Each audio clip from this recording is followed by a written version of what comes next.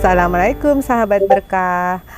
Bersama kita lagi di podcast Ambil Berkahnya. Kali ini kita memiliki narasumber pahlawan kemanusiaan yang sangat hebat, Mas Rozak dan juga Mas Fahru.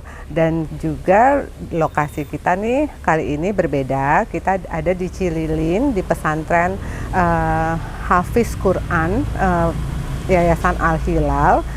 Juga di belakang kita ada ambulans Dapur Berkah dan juga food truck Dapur Berkah. Nah, Mas Rozak dan juga Mas Fahru ini dia yang kaptennya si ini nih ambulans dan kaptennya food truck.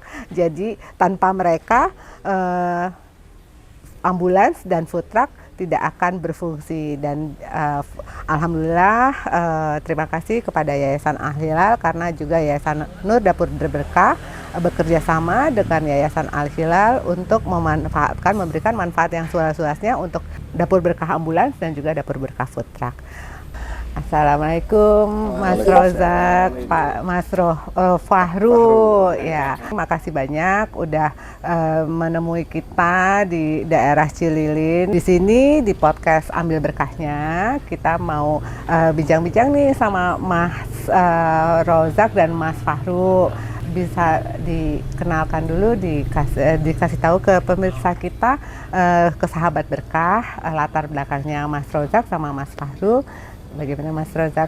Alhamdulillah, perkenalkan saya Rozak Rizky sebagai direktur ambulan di pesantren Al-Hilal, Ibu. Kalau sebelum di Al-Hilal dulu sempat menjadi supir ambulan juga di Rumah Sakit Hasan Sadikin selama hampir kurang lebih 1 tahun. Oh, okay. Terus selesai itu lanjut masuk di sini di pesantren Al-Hilal. Oh, oke.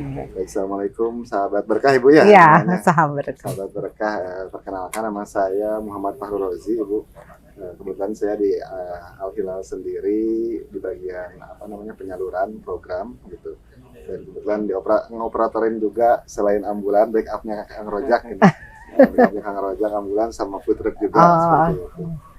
Saya di Al-Hilal sudah jalan 2 tahun, Ibu, 2 tahun, dan sebelum di Al-Hilal saya memang sempat tahun 2019 itu sebelum COVID sempat kerja di Kalimantan, dan memang saya kuliah lulusan sana, Ibu, seperti itu. Jadi lanjut kerja beberapa bulan sebelum COVID itu sempat di perusahaan tambang, di bagian reklamasi, seperti itu. Semenjak pas masuk COVID kebetulan dirumahkan seperti itu. Nah, lumayan ada beberapa bulan setelah dirumahkan itu saya memutuskan untuk resign gitu. Resign karena memang ya mungkin kalau di dunia kerja industri perusahaan itu ya siklusnya gitu-gitu aja gitu kalau menurut saya secara pribadi gitu ya. Makanya saya yang memutuskan untuk resign, pindah ke Bandung. Itu pun saya belum langsung masuk ke Al-Hilal gitu. Jadi saya bergerak sama teman-teman karena saya tipikal orang yang suka dengan dunia sosial dan lingkungan gitu kan, dari zaman kuliah malah gitu. Makanya saya sempat ikut di Bandung Barat sendiri, ikut beberapa komunitas kerelawanan gitu di Bandung itu. Nah, memang waktu tahun 2022 awal itu baru saya masuk ke Al-Hilal seperti itu. Kalau waktu Pak Mas Fahru sebelumnya kan di perusahaan tambang ya. Betul. Terus udah gitu sekarang ke Yayasan Al-Hilal yang bergerak di bidang sosial. Ada perbedaan itu nggak Pak? Penghasilan dari perusahaan yang penghasilannya pasti, terus ke dunia kerelawanan yang di Bandung Barat dulu kan sebelum gabung Al-Hilal ya. Itu apa tuh Pak kira-kira faktornya? Baik, memang kalau misalkan dari segi pendapatan gitu memang berbeda gitu ya waktu di perusahaan dan sekarang gitu ya. Saya mikirnya masih bujang Bu ya, belum nikah gitu kan. Ya udah minimal ada aja buat buat jajan atau buat makan kayak gitu ya. Tapi saya justru ketika kerja itu nggak terlalu memikirkan pendapatan itu gitu. Mau seberapa pun besarnya gitu kan. Yang penting saya syukuri aja gitu, minimal bisa untuk menghidupi saya gitu kan, kemudian orang tua ya keluarga di rumah lah seperti itu gitu. sebetulnya poinnya ke situ sih gitu. Makanya saya berani untuk pindah profesi yang tadinya dari karyawan di perusahaan gitu kan, sekarang bekerja sosial seperti itu. Bukan nilai nilai pendapatannya yang saya lihat gitu, bukan nilai nominalnya yang saya lihat, tapi yayasan ini bergerak untuk apa gitu kan. Yang saya lihat ini untuk yatim, anak-anak yatim, duafa, dan orang-orang di sekitar kita yang membutuhkan kebermanfaatan gitu ya Bu. Dan saya memang sebelum di perusahaan pun ketika kuliah saya sudah sering gitu ikut terjun ke masyarakat gitu. Waktu zaman kuliah ikut beberapa organisasi, lebih khususnya di organisasi lingkungan gitu. Ya lihat masyarakat yang menengah ke bawah lah gitu ya. Ya ternyata ya setelah saya tafakuri gitu, ternyata banyak orang-orang yang hidupnya lebih susah dari kita gitu. Seperti itu ya, makanya minimal ketika saya tidak bisa membantu orang lain dengan uang gitu, minimal saya bisa deh membantu dengan tenaga dan pikiran saya gitu. Jadi perasaannya lebih beda ya Pak ya, dari yang dulu di perusahaan tambang. Betul. Itu walaupun penghasilannya lebih tetap, lebih besar, tapi dengan dunia sosial yang kerelawanan, Bapak kan ikut serta di kerelawanan, di kegiatan kerelawanan di Bandung Barat yang bagian lingkungan, untuk lingkungan, terus sosial lain, dan juga gabung ke Yayasan Al Hilal yang juga bergerak di bidang sosial juga. Itu rasanya tuh lebih membahagiakan ya Pak, bisa dibilang gitu ya, lebih membahagiakan. Betul, dan kebahagiaan itu sendiri gitu. Ya, jadi dan juga walaupun penghasilannya lebih kurang, tapi cukup juga gitu kan. Iya kan Pak. Malah sebelum saya di Al Hilal gitu bergerak sama teman-teman relawan di Bandung ini, ya kita kegiatan sosial itu kegiatan biasa aja, kita ngeluarin uang dari uang pribadi gitu. Kebanyakan kayak gitu sama kita teman-teman relawan, sama Kang Ojak juga bergerak dari sama teman-teman relawan juga Kang Ojak ini gitu ya di Bandung juga. Ya kita kegiatan aja, kita nggak nyari sponsor atau donatur apapun gitu. Jadi kita bergerak ke sana ke sini pakai uang pribadi gitu Bu. Udah penghasilan lebih kecil, terus udah gitu juga dikeluarin untuk sosial sedekah lah ya, sedekah, tapi tetap masih cukup ya Pak ya. Jadi maksudnya alhamdulillah nggak bakalan kurang gitu ya. Kurang nggak akan ketukar insya Allah. Alhamdulillah, masya Allah. Kalau Mas Rojak gimana Mas Rojak? Sebelumnya kan di Rumah Sakit Hasan Sadikin pastinya gajinya kan karena itu rumah sakit komersial ya, rumah sakit pemerintah sih ya, Rumah Sakit Hasan Sadikin, tapi itu kan rumah sakit yang terus bergerak ke pindah ke Yayasan Al Hilal. Itu kan mungkin penghasilannya ada perbedaan, tapi gimana nih Mas Rozak menanganinya? Sebelumnya gini Bu, kalau saya juga sama halnya kayak Kang Paru. Dulu sebelum masuk ke Hasan Sadikin tuh sempat di dunia relawan. Dan bisanya saya taunya dunia kerelawanan ini dan di bidang ambulan ini yaitu dari teman-teman relawan, sesama relawan, saling sharing awalnya kayak gitu. Akhirnya ketika di Hasan Sadikin ada lowongan untuk driver ambulan, saya coba masuk alhamdulillah di sana. Selama 1 tahun itu walaupun itu rumah sakit dan saya bekerja di bidang yang saya minati, ya itu banyak ganjelan Bu.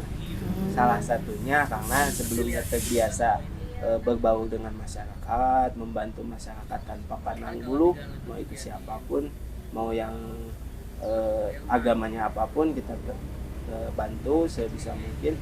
Nah, ketika masuk ke rumah sakit itu, mau rumah sakit manapun, terbatas kegiatan.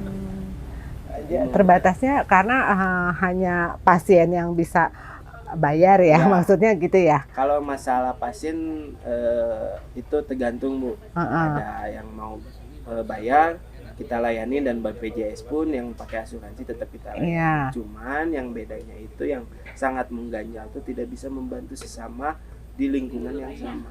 Jadi, itu kenapa tuh Pak? Karena kita sebagai supir ambulan di rumah sakit itu udah ditentukan nih. Misalkan saya Rojak berangkat ngantar pasien rujukan ke rumah sakit mana. Nah, Iya. atas nama pasien ini. Oh. Gitu. Berikut kalau Kang Pahu juga sama, misalkan nganter ke rumah sakit mana udah ditentukan. Oh. Setiap subjeknya udah ditentukan, udah karena dapat udah bagian ditentuin, masing-masing. iya. Sedangkan kalau di dunia kemanusiaan ini, terutama di Al-Hilal, kita mau siapapun, tidak ada batasan, tidak ada. Jadi bisa acuan. menjangkau lebih banyak Nah, ya. gitu, jangkauan kita lebih meluas, membantu pun lebih enak gitu, lebih bebas. Kalau perasaannya dari yang rumah sakit Hasan Sadikin terus ke Al-Hilal, selain bisa menjangkau yang dibantu itu bisa lebih banyak, Iya. dan nggak pandang bulu maksudnya ya. Betul, Itu selain itu apa yang Mas Roza kerasain ya? Pertama lebih bebas, Bu. Mm-mm. Kebebasan. Ditambah karena saya udah nyaman di dunia relawan ini, Bu, membantu sesama, melihat orang bisa senyum pun itu jadi kebahagiaan bagi saya gitu. Nah, itu yang saya kejar tuh sekarang. Banyak kebahagiaan, belum kayak di keluarga pun lebih support. Gitu. Keluarga lebih kuat mensupport ketika banyak orang yang kita bantu. Gitu. Bisa dong diceritain untuk sahabat-sahabat berkah kita Ya. nih, ada pengalaman-pengalaman yang menarik nggak selama melakukan kegiatan sosial atau waktu pas mengendarai ambulans atau food truck yang maksudnya berkesan, yang paling berkesan gitu? Kalau saya sendiri yang paling berkesan, sangat berkesan sampai saat ini itu ketika mengantarkan pasien menggunakan ambulan dapur berkah ini, itu pasiennya udah hampir mau meninggal. Saturasi pernapasannya udah ngedrop, tekanan pernapasannya juga udah down, semua down, sampai peralatan kita gunain kayak oksigen, terus penanganan bantuan hidup dasar seperti PPGD segala rupa kita gunain untuk menahan kondisinya biar tidak terus jatuh, tidak terus drop sampai bisa berhasil ke rumah sakit. Nah, itu salah satu yang berkesan, walaupun kita berjibaku dengan waktu, dengan nyawa, dan dengan kemacetan di kota Bandung ya, Bu, khususnya. Alhamdulillah pasien itu selamat sampai rumah sakit dan sekarang masih hidup. Oh, Kayak gitu. alhamdulillah. Nah, itu yang bikin berkesan tuh nggak akan bisa lupa. Misalkan kita ketemu sama pasangan ya, Bu ya, bahagianya kayak gimana? Nah, ini lebih bahagia. Lebih bahagia. Itu, Ya ampun, jadi Masya ngeliat Allah. orang tersenyum di saat mereka susah tuh, itu yang jadi acuan kita. Terus kalau berkesan lain di kebencanaan itu, pernah juga yang menemukan korban tertimbun tanah udah sampai 8 hari. Masya Tapi kita Allah. temukan keadaannya selamat. Oh, itu di Cianjur Nah, waktu itu dulu di mana? Sumedang. Oh, Daerah Sumedang itu tertimbun sekitar 8 hari. Kondisinya cuma sisa segini. Masya Allah. Ke bawah, dari leher ke bawah itu udah tanah dan bebatuan. Oh, tapi masih hidup. Tapi masih hidup. Dan kita tahu tuh bisa kita evakuasi karena dia manggil. Oh. Minta tolong, teriak minta tolong, walaupun nada suaranya udah nggak kedengaran sama sekali, tapi insting kita menunjukkan bahwa ini ada orang. Oh gitu. Oh. Padahal sebelumnya tuh udah kita lalui, Bu, misalkan Iya. di titik A tuh udah jadi titik lalu lalang kita untuk evakuasi. Tapi udah mungkin rencananya Allah, harus ditemukannya sekian hari, itu baru ditemukan udah 8 hari. Padahal dari hari pertama kita pencarian tuh udah di lalu lalang, mungkin bisa jadi keinjak sama kita. Nah itu, nah, alhamdulillah bisa ditemukan selamat sampai sekarang masih hidup. Itu juga yang bikin kita berkesan. Sekarang Mas Fahru gimana nih, pengalaman yang pasti banyak ya? Iya. Seru deh nih. Bener-bener profesinya profesi yang sangat hebat ya. Iya, Bu. Ya, kalau saya sendiri sih pengalaman ya, kalau ambulans sendiri saya pernah bawa pasien itu yang dia kanker, Ibu. Kanker, terus kondisinya kanker pertama, kedua si keluarganya itu dia cuma tinggal si ibunya yang kanker itu sama 2 anaknya, dia duafa, nggak punya apa-apa di rumahnya itu. Meminta tolong ke siapa dia bingung gitu. Akhirnya ada teman kita yang bantu gitu. bisa nggak cina apa namanya bawain antar si ibu ini mau kontrol ke Hasan Sadikin juga sama waktu itu kan. Langsung kita bergerak besok pagi ke rumahnya dan memang di rumahnya itu nggak ada apa-apa sih gitu. Jadi memang ya duafa lah gitu ya. Iya. Kita bantu untuk kontrol sih sebetulnya itu ya. Ya memang yang jadi berkesannya saya itu justru tadi kata Kang Ojak gitu. Bukan ketika kita ngebantu tapi setelahnya gitu. Setelah ngebantu, makasih ya gini segala macam gitu. Jadi kita memang nggak dibayar ibu ya kadang sama sama pasien itu. Tapi kita dibayar itu melalui doa gitu. Alhamdulillah ya. Jadi kadang masyarakat yang nggak mampu itu ketika kita bantu, makasih ya semoga lancar usahanya, rezekinya dilancarkan, diberi kesehatan. Kayak gitu yang justru membuat kita itu lebih senang tuh itu gitu. Banyak doa-doa yang diberikan ke kita gitu ketika kita bantu orang gitu. Apapun itu bentuknya gitu. Kemudian mungkin beberapa kegiatan yang lain di dunia kerelawanan gitu. Saya kan sempat ngebina komunitas juga ibu ya di KBB ini. Kita punya program namanya itu yang pokoknya kita masak untuk lansia itu, untuk lansia di daerah Gunung Halu di sini. Gunung Halu pokoknya daerah pedalaman. Kita nyari yang pedalaman memang.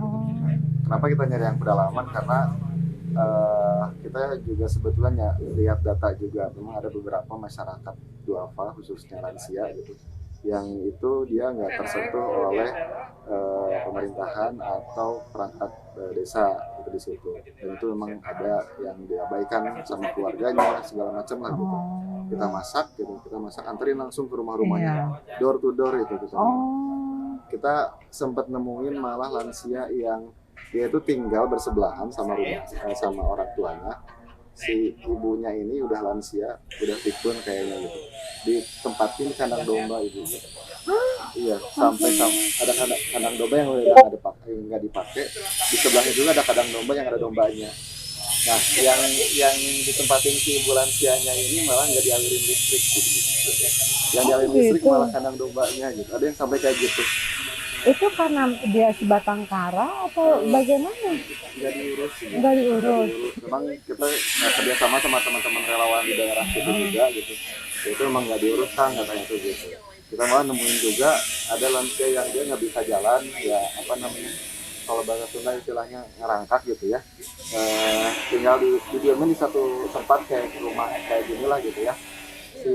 Si di dalam rumah itu dia nggak pakai keramik, nggak pakai tanah aja gitu, tidurnya di situ aja gitu, kayak gitu. Nggak pakai tempat tidur juga? Nggak pakai tempat tidur, paling ya kita kasih alas tikar kayak gitu yang kita mampu kasih gitu ya, kita kasih aja kayak gitu. Jadi memang banyak sekali gitu di lingkungan kita itu yang butuh bantuan kita gitu. Ya kita ngasih makanan itu rutin ya bu, seminggu sekali setiap hari Jumat. Kayak hari Jumat ini nih gitu.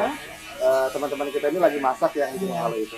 Lagi masak, dia nganterin door to door ke rumah-rumah lansia yang ada di sekitaran desa itu. Dan si lansia itu udah kayak nungguin gitu, udah tahu kalau itu bakalan datang di situ gitu. Ya mereka tuh sangat bersyukur sekali gitu kan, ada yang ngasih mereka makan gitu kan.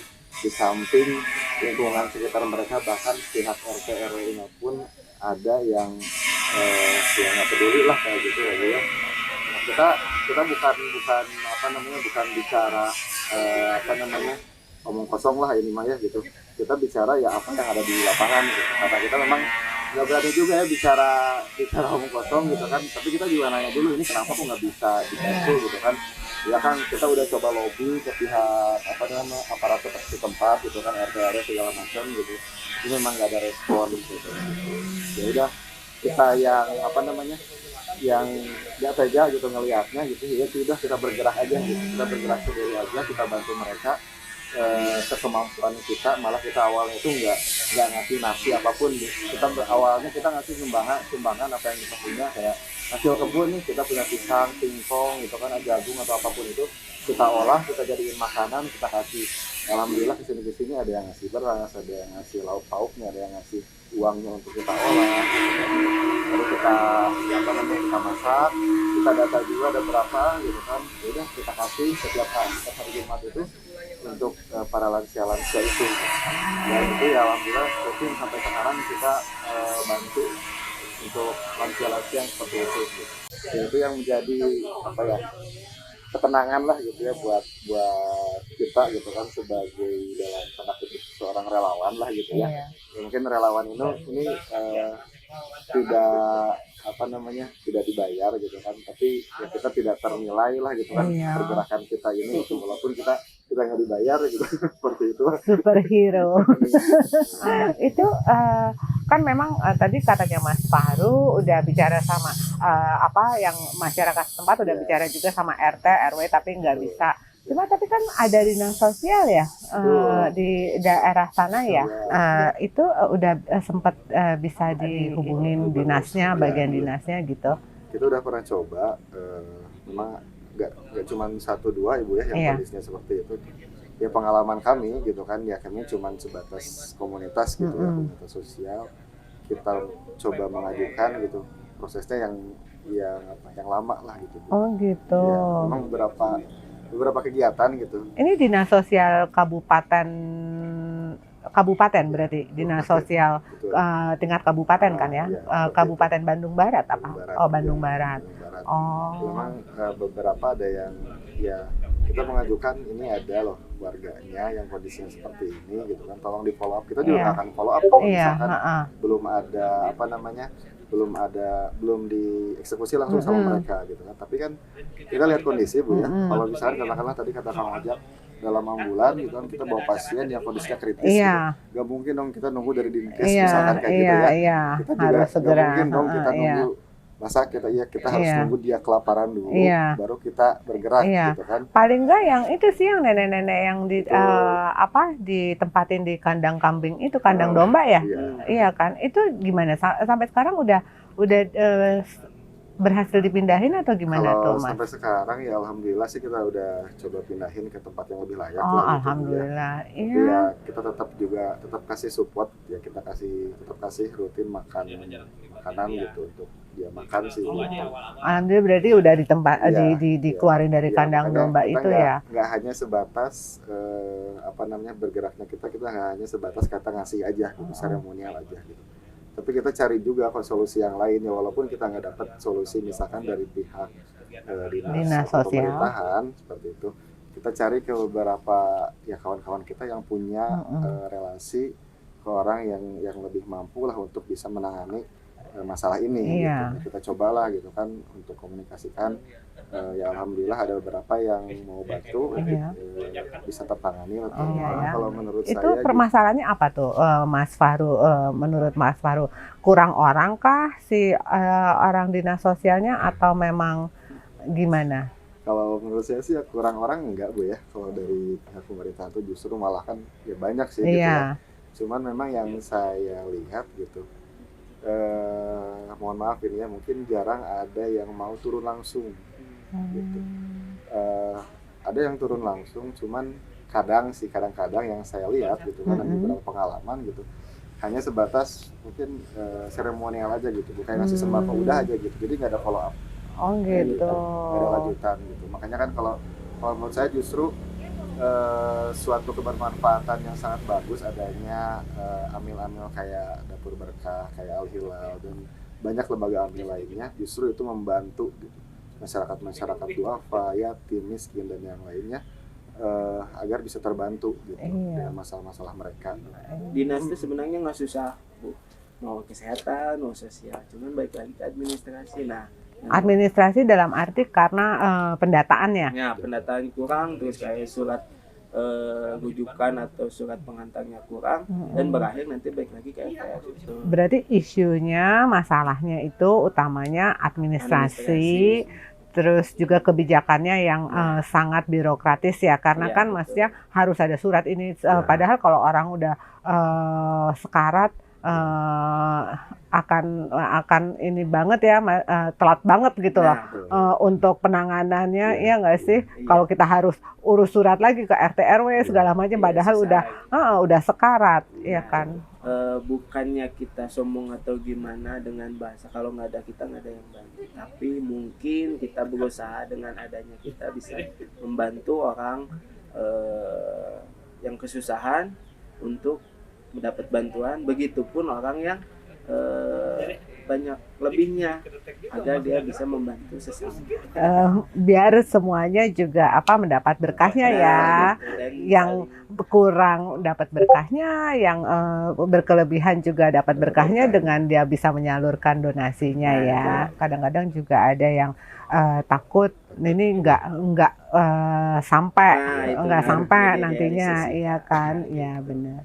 Ya memang sangat dibutuhkan yayasan-yayasan yang amanah, yang transparan, yang pastinya donatur juga nyaman untuk berdonasi. Jadi biar mereka juga yakin donasinya akan sampai ke orang yang membutuhkan ya. Mungkin terakhir bisa ada pesan ke sahabat berkah, untuk sahabat berkah misalnya biar menyemangati semangat berkah untuk tetap berbuat baik, karena berbuat baik itu tidak ada ruginya, dan akan lebih membawa keberkahan untuk dirinya sendiri dan juga ke orang lain gitu. Silakan Mas Rozak dan Mas Fahru. Mungkin dari saya buat sahabat berkah semuanya, pertama nggak usah takut untuk membantu orang, mau siapapun, tanpa didasari oleh latar belakang masing-masing. Itu karena nanti kita akan mendapatkan satu kebahagiaan yang nggak bisa orang dapatkan ketika kita udah membantu orang dan orang yang kita bantu bisa tersenyum. Itu. Baik, kalau dari saya mengutip satu hadis, Ibu. Sebaik-baik manusia adalah manusia yang bermanfaat untuk orang lain. Siapapun kita, mau kaya, miskin, tua, muda, siapapun profesi kita atau apapun profesi kita, marilah kita banyak-banyak untuk memberikan kebermanfaatan kepada sesama manusia. Baik dalam kondisi kita sedang sempit atau sedang lapang, yuk kita berikan manfaat untuk saudara-saudara kita yang membutuhkan agar kebermanfaatan kita terasa dan keberkahan kita didapatkan dari apa yang kita berikan. Pemirsa, sahabat berkah, mudah-mudahan podcast Ambil Berkahnya kali ini dapat membawa keberkahan bagi sahabat berkah, dan juga sahabat berkah dapat belajar dari pahlawan-pahlawan kemanusiaan yang hebat-hebat nih, Mas Rozak dan Mas Fahru, dan tetap berbuat baik dan tetap menyebar keberkahan. Assalamualaikum warahmatullahi wabarakatuh. Buat sahabat berkah semuanya, jangan lupa saksikan podcast Ambil Berkahnya di YouTube Dapur Berkah. Subscribe, like, dan komen di YouTube-nya Dapur Berkah.